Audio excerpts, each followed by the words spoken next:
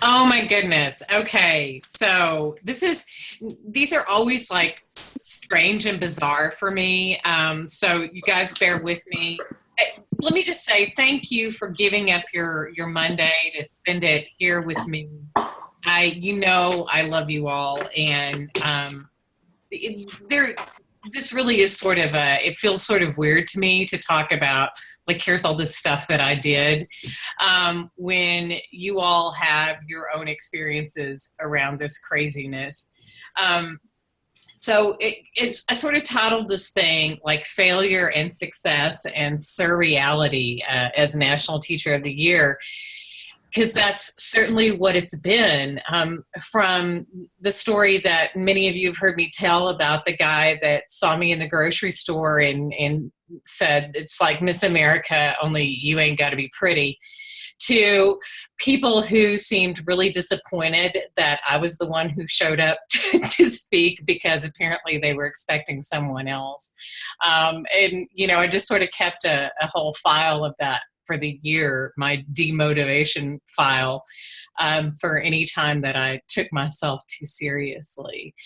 So thank you a lot, and thank you to those of you who are my friends, just because you're my friends. And I don't think anybody can do this craziness by themselves.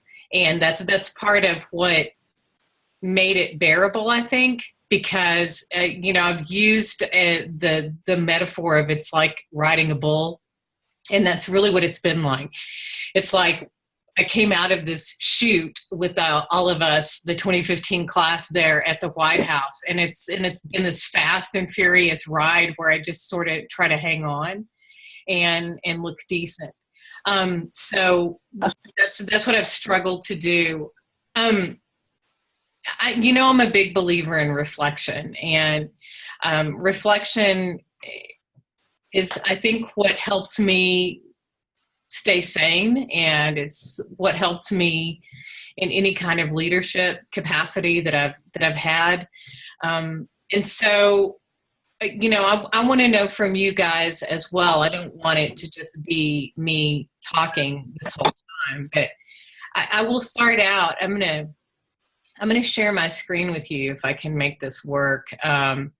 Just the failures first. I will start with those and kind of talk through them just a little bit.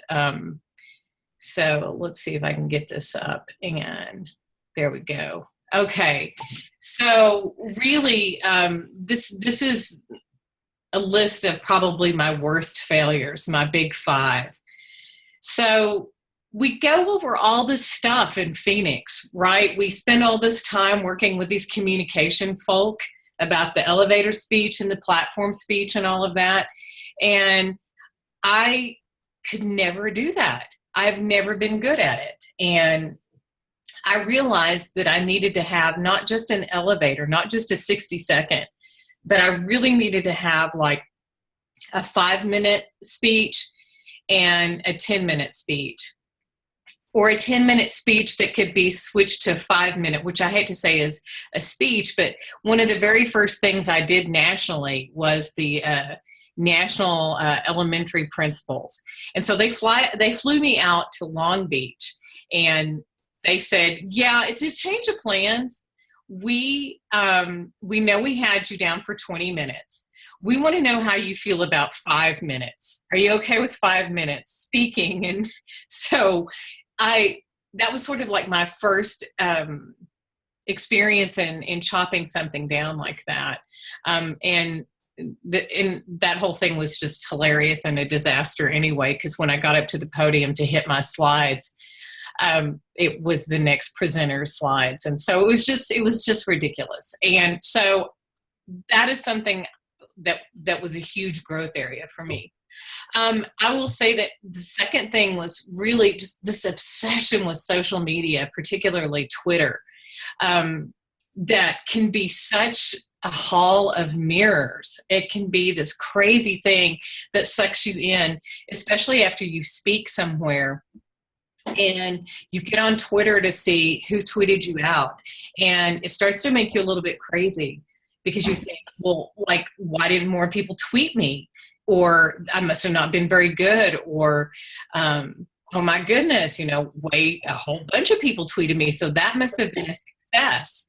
And it really sets these little fish hooks into your ego that you have to, I'm speaking in the second person, I need to stop, that I had to deal with. That was very hard for me. And I began to sort of chart my effectiveness and my self-worth based on tweets and retweets, which is a really bad thing. And at Christmas, I sort of had to detox and take myself off of that. And the detoxing helped me quite a bit. The other thing I would say is a huge failure and I've talked to the 2016 class about this, is being afraid to speak up with my governor, letting him control a conversation and letting myself be used as a political prop that I feel great and vast amounts of shame over, because this was right on the heels of when I came back from the Middle East, and I'd had the super emotional experience in seeing refugee children, Syrian refugee children. And I mean, not 2 weeks after I got back, he issued this really stupid edict that said that we would not take any Syrian refugees, not even children, because they were potential terrorists. And when it came time for me to speak with him, I didn't. I just stood there and was a prop. And it's something that I never forgot. I would say another failure is not taking care of myself physically. I've had to have like several sizes of dresses in my closet because it's either, I eat too much or I stop eating. And I think anytime that you do leadership in any capacity, the first thing that you start ignoring is yourself and your health. And you start finding reasons that you can't exercise anymore because it's so late, or you find reasons why you can't eat better than you have. And so I really found myself not feeling well. And you can't, I think, do leadership, period, regardless of what level you're at, if you don't take care of yourself physically. And sort of paired with that is not giving myself downtime at all. Feeling like I had to constantly be working, and literally the last thing I would do before I fell asleep was answer email. And the first thing I did when I woke up was answer email. And I could never be present with my family or my friends because I was always thinking that I needed to be working. I needed to do better and achieve more and not let my class down, not let my state down, not let my district or my family down. And so those, I would say, are the 5 biggest failures that I had from this year. And so I'm sort of interested to know, since I sort of broke that ice for you guys there. So that's my failure. So as you look over this year or your own like leadership year, I'm interested to know, like, what would you consider failures of your own that you have grown from? Because certainly I've grown from mine. I hope. Oh my God, I hope so.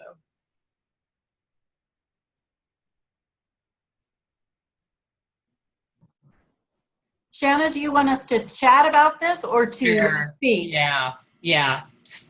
Speak and or chat, whichever one you feel.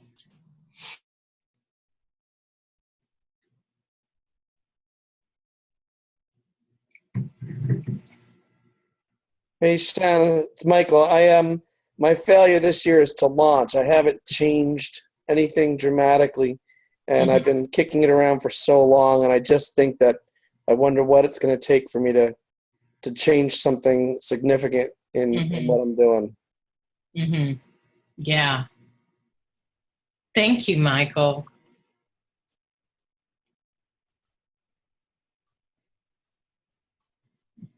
Hey Shanna, it's Deb. Yes. I feel like my failure this year has been to truly stand up for anything.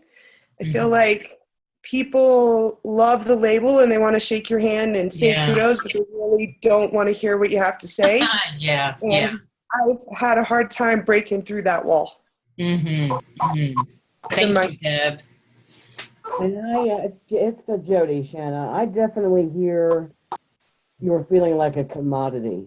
I've talked about that a couple of times with some other toys, and I guess and we sort of know that it's part and parcel of what it is that we have to do. But in terms of getting that, it was interesting that the email that came in on Facebook tonight about the bully, right? Melody talking about being bullies, and I think we've all experienced that because of our toyness. Never asked for it, and then of course never really knew how to deal with that. Maybe that's a failure to launch, but it was also something that we weren't prepared for and didn't ask for. I think the limits within which we could, kind of articulate, like you're talking about, not really going to the governor the way you would want to, right? Or me, same thing with the new Republican governor, and with my own state Department of Education. So a lot of great stuff that you've got there that I think we all can resonate with for sure. Thank you, Jody. I appreciate that. Hi, Shanna. This is Cheryl Quarles. Hey. How are you? I'm great, Cheryl. Thank you. How are you? Well, I'm doing good, and I wanted to join in. It's really been interesting. I had a accident earlier, the second part of the semester, so oh, wow. I've been out of school. I've been out of school somewhat, but I appreciate your reflections and your honesty and your transparency in things that you've read. And I had often thought what it would be like to all of a sudden be thrown into the national limelight. I think for myself, sometimes when you're in a leadership position, sometimes, like you feel like everybody's watching your every move. So I know for myself, it's like, am I doing well enough? Am I teaching well enough? Who's watching me? And I think we all sometimes, particularly women, have a tendency to sometimes be over reflective in a way, and that we're always looking for the negative things versus the positive things that we do. Right. But I can see, and like I said, just in leadership, particularly in education, with the climate that it is nowadays, you're wondering, are you really measuring up? Are you doing, who's looking at me? Do they think I'm doing well enough? And just education in general, particularly in the state of Texas right now, the evaluation process has changed. So I think it's just education is difficult anyway. And then to be at a leadership position, it's a struggle on any level, whether you're a department head or, you're put in the national limelight, and how do you address issues on education, and because everybody's saying something different, and just pushing myself, regardless of if I know that I'm doing the right thing, not be so worried about who's watching and what they're going to do, what they're going to say, what they're going to do. If the kids are being responsive and I know that they're learning, I hope I made sense in all of that. Yeah. Well, thank you, Carol. I can so relate to that idea of always being watched, and I think that that's sort of what you struggle with, just regardless, just being a teacher. We've got a lot of people watching in the stands, and a lot of people who've never taught and who feel like, well, because I sat in a classroom, for 12 years of my life, I know what it is to be a teacher, and et cetera and so forth. So I appreciate that. So thank you. And I just want to add one thing. I really appreciate, I sense as I read some of your reflections and some of the articles that you share on Facebook, that your heart is really drawn toward those kids that we would classify as the disadvantaged child, the child that has suffered trauma, or we talk about poverty a lot, you know, and so I just want to say personally, I really appreciate your heart where it's at. I can tell it's really sincere, and there's so many kids, particularly in the state of Texas, that are disadvantaged. And so I appreciate you acknowledging the fact that as educators, we've got to be willing to work with those kids. So I appreciate that very much. Well, thank you. Thank you. Hey, Shanna, it's David. Hey, David. Hi there. So I was thinking in terms of my failure, it's been kind of a failure to communicate with the administrators I work with. I feel like the teacher thing I think I've managed reasonably successfully, but I don't think my administrators know what to do with this guy who went out for a year and expanded his thinking so much and has come back and is kind of sort of in the same box that he used to be in. Has all these ideas and has people listening to him and has a lot of contacts on the outside world. Yeah. And so, you know, now when we go into a room with a bunch of suits, the suits are talking to me and they're not talking to my admins. And so I feel like there's a little bit more friction there that I'm still working. Yeah. Oh, gosh. Thank you for that, David. Oh, my gosh. You're exactly right. That's exactly how I'm feeling right this minute. Yes. Thank you. And when you figure it out, you let me know. Yeah.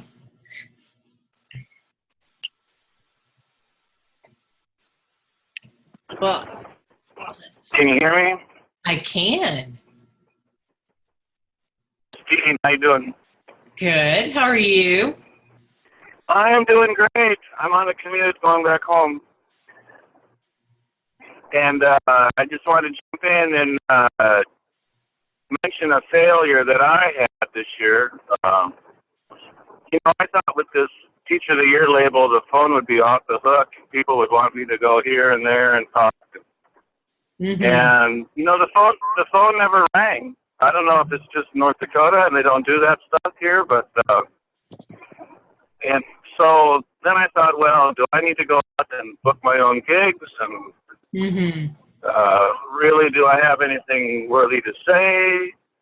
And so I just kind of dropped the ball on it. I said, well, if they're not going to come get me, well, then fine. I'll just focus on my kids and my class.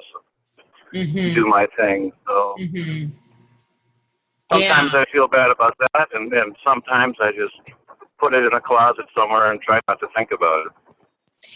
Yeah. I totally get that, Dean. Thanks for sharing that, because I will tell you that's in the back of my mind all the time.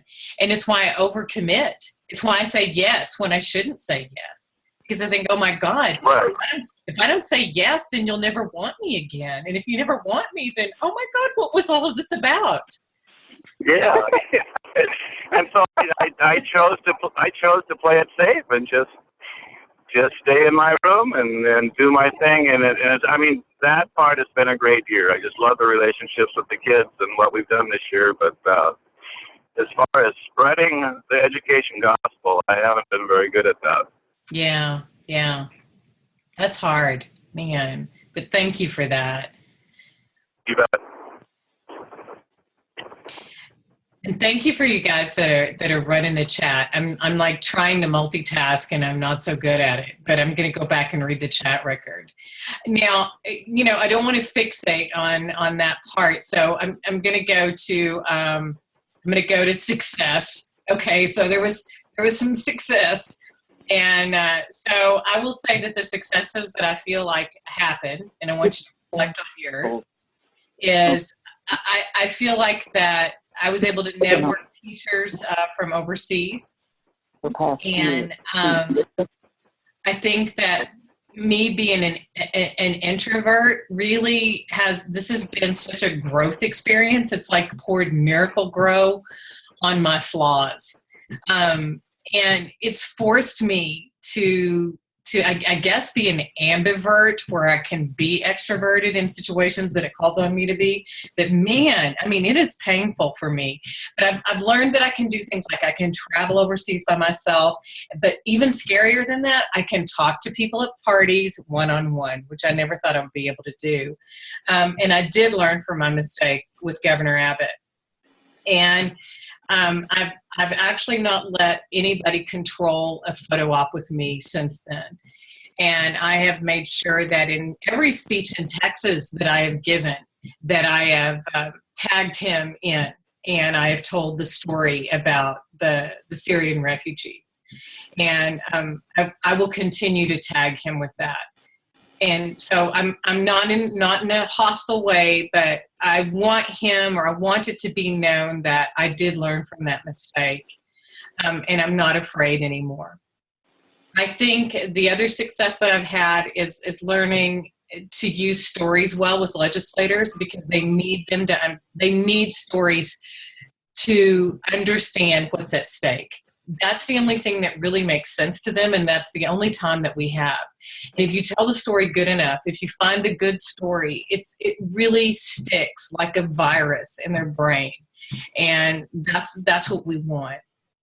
And I've developed these new skills. I've learned to run a Twitter chat. I've never done that before, and it's really fun. And if you've never done one, you should. I think Michael could speak to that as well, that they're really fun, and you get to meet a lot of like-minded people. And I think I've gotten a lot better at speaking to large groups where I'm not just sort of paralyzed back behind the curtain and wanting to go in a fetal position and not get up and go out there when they say my name. So I've at least learned how to do that.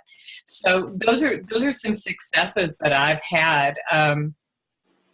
I'm interested to know, like, the flip side of what we talked about. What have you guys done that you're proud of yourself for? Because I think you should pat yourself on the back.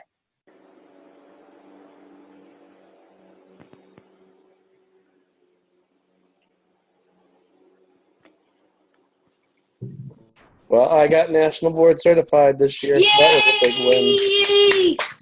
win. That doesn't sound like sitting around and not doing anything that you said. I know. Well, I was moved to a school to be the new department chair of social studies. Yay! And through a lot of dynamics. Yeah. One of the first things I heard from the department, big department, 14, when I sat down in my first meeting was, nobody's better than another. I mean, I came in saying nothing, but that's sort of the dynamics. But through it all, I increased our courses threefold. So we have 2 new AP courses and another non-AP elective. And I have a vacancy for another whole teacher and a half. So I think that's awesome. Yes. And yes, Jody, you're not the only one that ever got state teacher of the year. I love that. Really? Relax, everybody. It's about the kids. Oh, my God. But, yeah, through it all, it's been a rough year. I just sort of typed, I got my first ulcer ever over spring break. Oh, man. So, true to research, my body finally in decompress mode is telling me, you got to really. Yeah. Take care of yourself. Yep. That's what I mean. Great.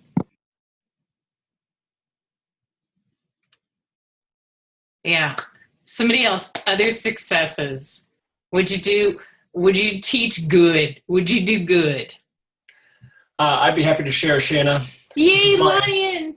Hi, thanks for being here. So I had this incredible opportunity to meet with Bill Gates, and he did a video with me, and got to sit down and talk with him for an hour about education stuff and my priorities for education and that sort of thing. And he turned out to be a normal person. Yeah. Right? And he's just a normal guy, like, who cares a lot about a lot of things, and he happens to be also incredibly smart. But it was interesting to talk with him because at one point he said, so tell me about your feelings about the Common Core curriculum. Yeah. And I said, well, actually, the Common Core is not a curriculum, right? The Common Core is a set of standards that we design curriculum based on. And I proceeded to tell some of my stories about that. And in that moment, I got to thinking, he is just a regular guy. Like these legislators, Bill Gates, like these people, they maybe know and they maybe don't know, but we are the experts. And it was one of those moments when I realized that we really do have this expertise that maybe most people don't have. Yeah. And that is a great video. I love that video. If you guys haven't seen it, it's a great video and you can see it on YouTube.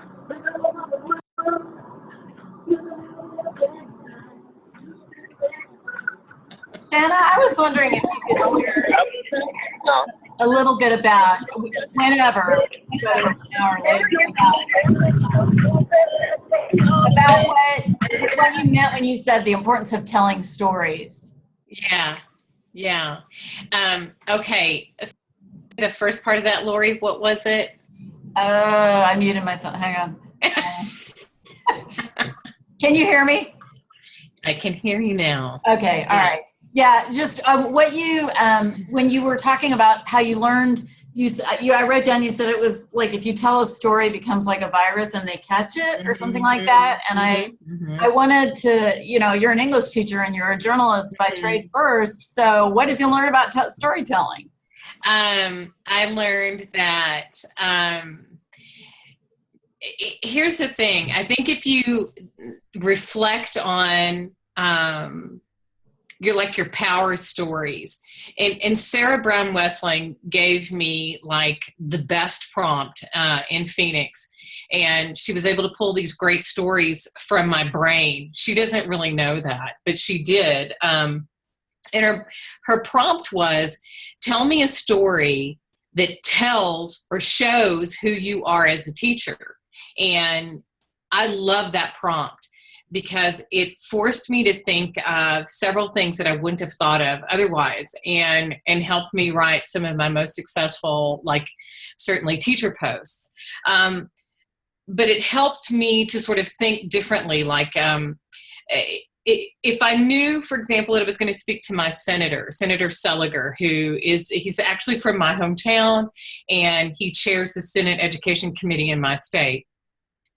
If I could think about, like, if I could take sort of Sarah's prompt and reword it to tell him a story that shows what his legislation either did or will do. And that helped me find the story that was short and punchy, the story that shows it through one kid. And I was able to find the kid that was sort of the perfect match for him. So I think as you're, if you're thinking, well, what story am I supposed to tell, or how am I supposed to find those stories? I think you, first of all, find that story that shows who you are as a teacher. I think that's just a brilliant prompt in general that she had us work through in Phoenix. But then, like, flip that for any situation that you have to. I mean, even if you're going up at your district level and you're making the case, for example, for more teacher leadership, or maybe job-embedded coaching or something like that. What's the story that you can tell that shows why that's needed, or what success you've had with that? And I think that's what sticks. And you know what? People can't really argue against that. You can't really marshal facts against stories. That's why they're so effective. And you see that politically in this season right now.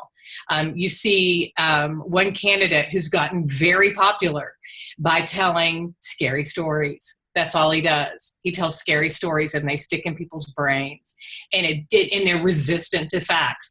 And I think that we can use that same sort of strategy ourselves for good and not evil.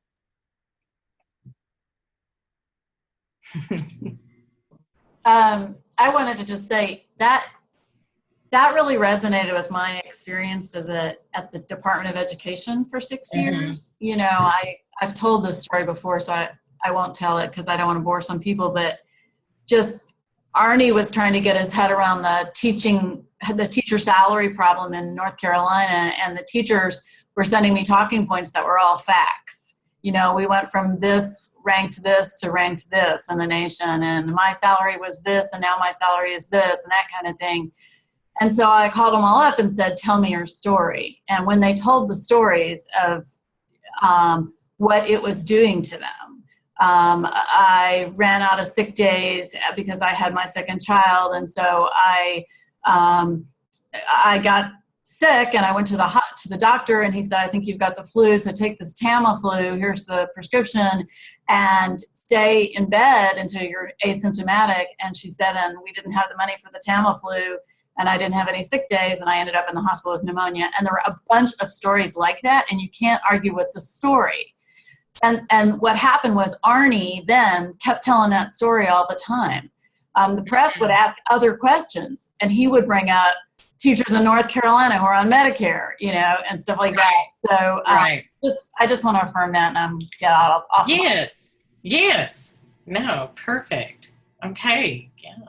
So that's sort of the thing that has really been brought home to me in this year. I'm going to just let me see. Let me see if I can click through this. So this idea of dealing with people. So again, I'm an introvert, and I was really comfortable with my classroom, and I was really comfortable with my department of people who knew me, and I was deeply uncomfortable with everyone else. And there were various reasons for that. But I sort of expected people to reject whatever I had to say. And it was not until I calmed down and learned to listen more that I got better about dealing with people, and understood that fear is under every rejection, even that with my governor, even that whole thing with him, that's all about fear. And if I had it to do over again, I think that I would hope that I would be more skillful in addressing his fears that were around that. But just on a very practical level, I mean, for those of you who are introverts like me, so here's some stuff. If I used anything this year, this is kind of what I taught myself to do. I would find myself sitting next to these people at these like forced dinners and these cocktail hours and long rides to and from the airport. And I would have so much trouble talking to them. So these are sort of the questions that saved me like a life raft. You know, what are you excited about? What are you passionate about? What are you working on? What's the most interesting thing that's happened to you or your staff lately? And what's the most interesting problem you're working on right now? And those saved me. So if you are an introvert, please, you know, take these. I wish you success with them because they were certainly successful for me. I think one of the hardest things for me this year was learning how to deal with people, strangers, people that I didn't know, and having to like form these relationships or to act like I was some sort of easy breezy cheerleader type of girl, and I'm not at all. So it was all like this horrible, you know, gritting my teeth and getting myself through with it. So that's certainly a big lesson that I learned. And so I'm interested to hear from you guys too, like what's something that sort of stayed with you, like practical advice that you would give to somebody going forward into leadership or anything else that you feel like sharing that you learned, lessons learned?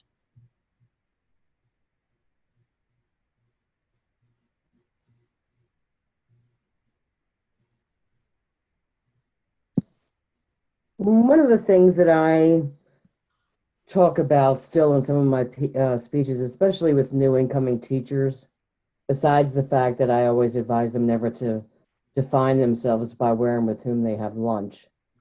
But what I say is know who you are, but even more so why you are. Mm-hmm. And that inner self, and it's a tough thing. That's a tough, tall order for some folks, or even a lot of teachers. But for many of us who, when they walk through that door jam, they know exactly in a nanosecond why they are that sort of ontological being is my way, saves us a lot with just getting through that day with 140 plus kids and knowing that is our sole responsibility other than all the other noise around us. I use that as a basic sort of trajectory of trying to empower them. Good. Thank you, Jody. Shanna, I found something that was it's similar to what you were saying about the facts versus stories, and that is, I was having this message about using student surveys, and I was presenting at several different conferences, and it wasn't really resonating with people. And I felt like to your analogy, it was definitely the facts side of things. Once I shifted it to making it elevating student voice and having it become a way to have a student-centered approach, and that became one of 4 or 5 ways to achieve that, it changed the entire dynamic. So it wasn't what I was saying, but how I was saying it. Yeah. Thank you, Michael. I like that.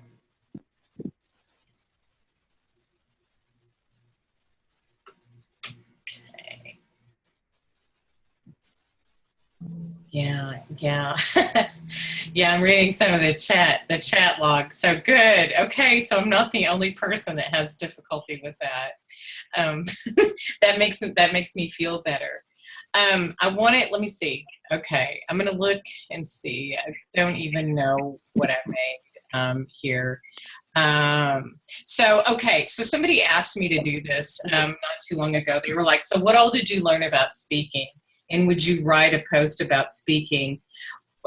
There's some really good ones out there. And in fact, Brianna Crowley wrote one that I absolutely love. And I would say, look hers up. And she wrote an amazing one that really helped me. But these are some things that I sort of learned from doing this again and again and again and again. And that's, first of all, don't tell yourself you're afraid. Tell yourself you're excited. And just reframing it. And I would literally say this to myself in the elevator going to someplace. I'm excited. And to remember that you're really trying to do a dialogue and not a monologue. For me, I would get so caught up in like reading the speech and think, oh my gosh, I've got to, it's got to be perfect, that it would become a monologue. And I would find myself looking down. It's only when I got the guts somewhere around, so I'd say November, to start looking at people and making it a dialogue that my speaking got better. Another thing I always try to tell myself when I go into a speaking event, and I really sort of try to meditate on this as well, is to give the audience a gift. Any teacher group that I speak with, I really don't care who they are, and this has blown my mind everywhere I've gone. Teachers cannot get enough validation. They just can't get enough. And that's the gift you give them. When you validate that this is a hard job and that it's really, to me, of everything I've ever done, this is the hardest thing I've ever done in my life, teaching. Teachers just need to be validated, and that's the gift you give them. For any other stakeholders, I think that's, when we appreciate, you got into this work because you want to do good. And I can give you that appreciation. And for policymakers, you're in a position to do real work for real kids in real classrooms. And so I appreciate that. Another really good practical piece of advice that I got was to practice oyfully, which means on your feet out loud. And it helps even better if you can wear the outfit that you're going to present in, that I have learned the hard way.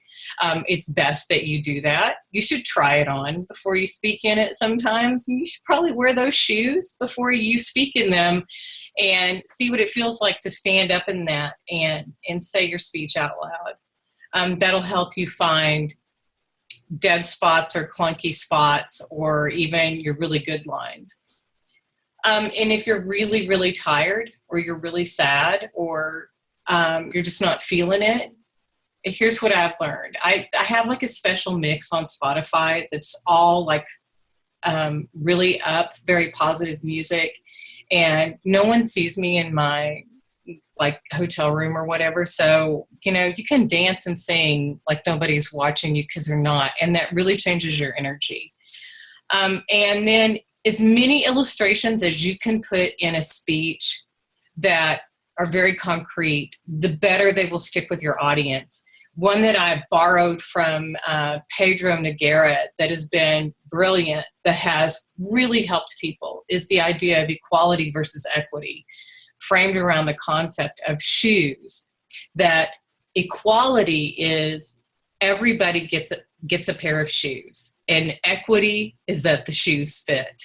And so what teachers do is we make the shoes fit. So teachers are the agents of equity.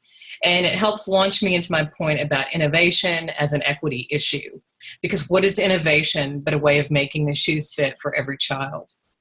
And that really resonates with audiences. Anything that's very practical. And I tell another story about fixing a dishwasher that was delivered to my house, and they refused to install it. And I went on YouTube and was able to find a YouTube video and install this dishwasher. And I use that as an example of how we are no longer in this knowledge economy, but we're in an innovation economy. And so it's why we can't just stand up in front of our classrooms and sort of talk to kids. So those are just some ideas that I had about speaking. And those of you who are on the circuit and who are heavy speakers, I mean, feel free to jump in with any that you have learned as well.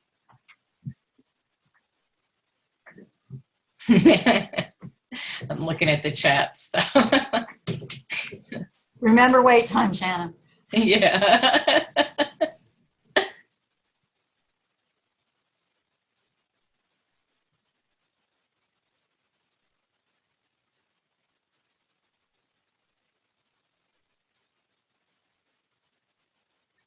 Okay.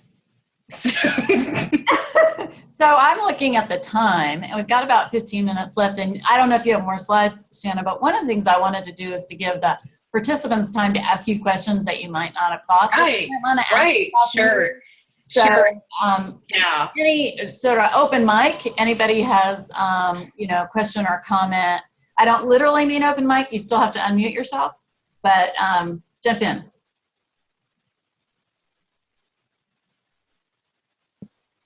I had a question. So, Shanna, it's Deb. Oh, can you hear me? Yes, Okay. I sure can. Hi. I have a very hard time when I'm crazy in the midst of school stuff, and someone in the chat referenced it earlier, balancing family against school. So with all of your incredible travel this year, were you able to find a balance there, or was that, Gracious. Yeah. No, I don't think I was very good at that at all. Now I'm lucky because, it's pretty much my kids are grown, so I'm not dealing with that. But, certainly my household, there's definitely a cost there, I think. I think for every hour that you pour into this is an hour that you're not pouring into your primary relationships, whatever they are. And so I appreciate that, Deb, because it really is a struggle to balance. And, I'm reminded of that all the time, that, that's really all we have with us at the end are the people that we love and who love us. And it's like, get off Twitter, you idiots. No one cares. And really care about you are right here and love those people in front of you. So I think that's always, that's always a struggle. So thank you. Thanks for asking that. So I had a question too. This is Susan from Vermont. Susan. Yeah. Hi. So my question is, I wanted to preface it a little bit. I read the book, Yes, by Shonda Rhimes, about saying yes. Yeah. And I've been really trying to say yes. It's been working really well. But I'm getting some really odd requests. I'm curious if you've had this happen too. And, I'd have a persistent odd request about somebody who's developing curriculum who isn't involved in education really. And I've been really polite, but it's sort of the point where I really just kind of want to cut them off. And I didn't know if you might have some advice for how to do that kindly. Oh God. Oh God, you're asking the wrong person. Okay, so first of all, okay, so I'm an approval seeker that has no boundaries. So that's the first thing you should know about me, Susan. So I actually had somebody when I was a department chair, and I was just running these meetings that I thought would be useful for my faculty. I actually had someone come in and bring us. It's sort of a spinoff of the work of Byron Katie, if you know her at all.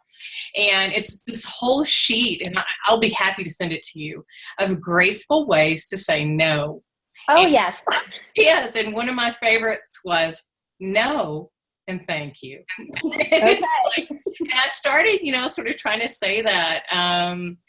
I have not been so successful, I think, in this particular position, but it helped me as a department chair to say, I hear you and no, and thank you and no.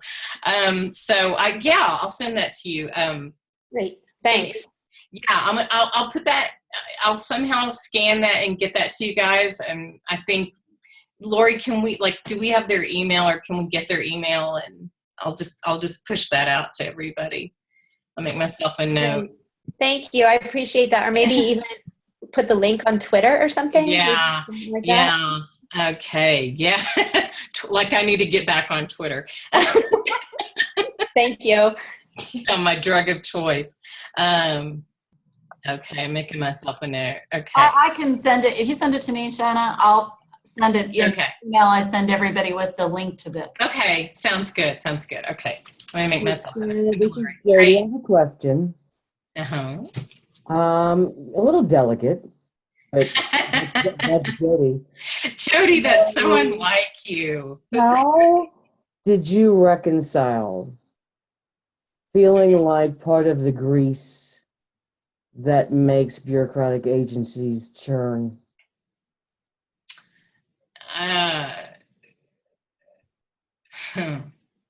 That's an interesting way that you put that. Like when you said that I sort of realized that I was a commodity. Okay, I'm going to put, okay. I'm sorry if I offend people, but I'm from Texas, and so I'm going to put this in Texas terms, okay? So here's the thing. There's a difference between a whore and a slut, and a whore gets paid, and you're going to pay me, and I'm not your slut. So that was how I reconciled it, just brass tacks. If I'm doing something for you, you by God are going to do something for me. We're going to get some reciprocity here. Because, let's face it, I'm a middle-aged woman. I am far too old to be, being slutty. So, you're going to pay me some way or the other. And I think we deserve to be paid. And that's the thing that is this pernicious little thing that we get as teachers, is that we think that we have to do everything for free, that we have to sort of like whore out our talent and our time. And our time is valuable, and our talent is valuable, and our skill set is valuable. And especially when it comes to propping up any sort of political agenda, or somebody, wanting to co-opt our work for their own purposes. We need to get paid. We need to get paid either monetarily, or with voice, or with a stake in it, or some sort of equity, or you need to come in and do something for me. And that's the way I look at it. So I appreciate your question. And you can tell it's sort of like it does sort of get my blood up, because I love that honesty. I think I've spent too many years doing that, frankly. Just too many years giving stuff away that and being taught to devalue myself. And I think we all do that. The sort of the dark side of teaching is martyrdom and codependency, and this idea that, oh my God, if I don't do it, then it won't get done. Yeah, it will. Or, oh my God, well, they're not going to pay me, but I'm going to go ahead and do it because it has to be. Yeah, they will pay you. And I have Jeff Charbonneau to thank, really, for sort of pushing me that direction too. Jeff was really good about saying, you have a right to charge for your speeches. You have a right. There's nothing wrong with you charging to speak. And, you know, when you see what certain other people are paid to speak that are not teachers and speak at these education conferences, you should not feel bad about it. And sort of, and I guess, okay, since I started out being all crude, I'm going to I'll end with the Bible. Okay, so the workman is worthy of his hire. So we are worth what we can get paid. Thanks, Jody. You bet.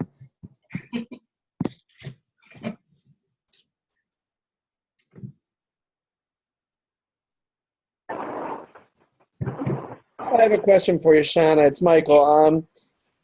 You often hear about the imposter syndrome. And I'm wondering, you know, when you were chosen as National Teacher of the Year, if that was something that at any point really came up and you had to deal with. Oh, God, yes. Oh, thank you for that, Michael. And really, I think all of us have that to a certain degree. And my joke about that is you know, I lost Teacher of the Year 9 times before I was chosen as my district Teacher of the Year. And so I got used to the identity of being the graceful loser, and I was so good at it too. I had like all of these gestures and everything down that went with being the losing teacher, and called myself the Susan Lucci of Teachers of the Year and all that other stuff. So I got really good at that. So I had massive imposter syndrome, massive. And I think that's also deadly. I think you can get that just in general when we do this terrible thing where we start comparing ourselves to other people, or, you know, you compare like what's happened to you versus what's happened to somebody else, either like the year before you or the year after you, or, you know, you just look. And I think, you know, I heard, I'm trying to think who I heard say this, but basically say, oh my God, if so-and-so fill in the blank, my mentor teacher did not get Teacher of the Year, then how the hell do I deserve it? Because, you know, I'm not even fit to put her boots on, you know? So I think this is a thing that it distracts you from your work. And Georgia O'Keeffe had this great line about how she tried to keep herself from praise or criticism at all and just try to focus on the work. And for me, that's, I think, the only way out of the forest of that sort of craziness is when I'm tempted to get swept away by, oh my God, I'm not as good as blah, blah, blah, or oh my God, look what happened for so-and-so. I focus back on the work, and it's like, you know, but what's your work, Shanna? What are you supposed to do? Now, get back to work, because the work is what lasts. So thanks for that, Michael.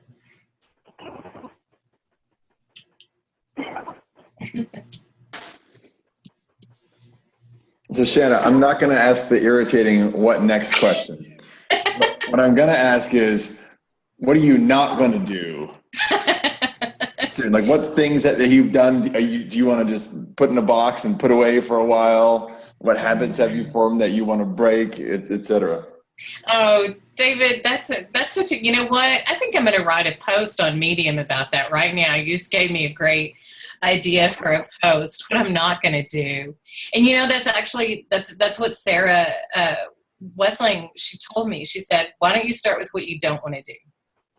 And that was such great advice, because I could at least start there and say, okay, so I don't want to do these things. I will say that, you know, what's next for me is like up in the air, because I don't think it's kind of like what you said, David. Like, my district doesn't quite know how to deal with me. They really don't know what the hell to do with me. And I have a new superintendent, and I have a new principal, and I have a new assistant superintendent that's over my cluster of schools. Pretty much everybody's new. And they sort of came up with me. And so it's sort of like, you know, you need to stay in your little teacher hole, Peeples, because you're not quite as good as us. Even though you went out and you did this thing, you're really not, you don't have an administrator certificate. But so I know that, but I do know one of the things I don't want to do is be an administrator. I don't want to do that. But I think what I will find myself doing is some sort of thing that allows me to do what I believe in, which is job embedded teacher coaches.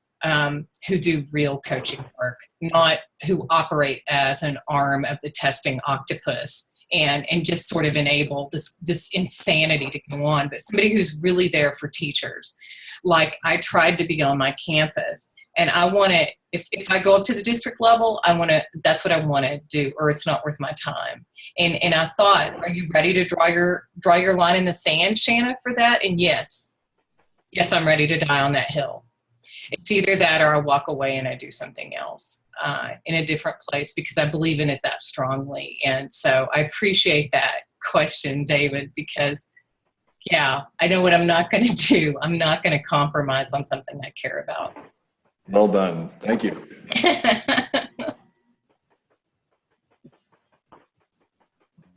Well, we are about out of time, but I just want to say I don't think there's a person here who wonders if the CCSSO made the right decision as the 2015 teacher. And you were inspiring, and I think the other teachers here are absolutely inspiring. Absolutely. Yes, Lori. This is, I'll feel guilty putting this hour on my timesheet because it didn't feel like work. So thank you all, and thank you to everybody. And I will send the link to the article by Brianna along with the other things as well. So thanks everybody. I hope you enjoyed it as much as I did, and everybody have a really good evening. Thank you guys.